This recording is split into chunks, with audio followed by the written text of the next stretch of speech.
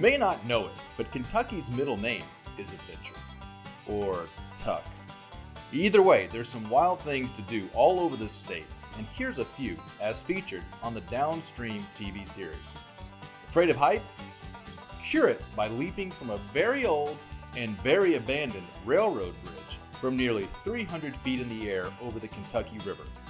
Trust us, we did it, and it's actually very safe. You can't visit Kentucky without riding a horse, right? Save yourself jail time and don't jump the fence of one of those fancy thoroughbred farms. Take a tour at Whispering Woods in Georgetown. It's scenic and legal. If speed is your thing, you can't get any quicker on the Kentucky River than a Jetboat tour.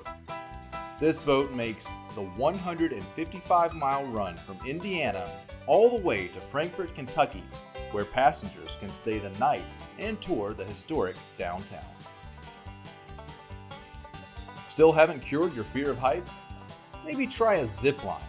At Boone Creek Outdoors, you can sail through the trees over Boone Creek and across county lines on a course featuring 6 zip lines up to 1,400 feet long and 185 feet in the air.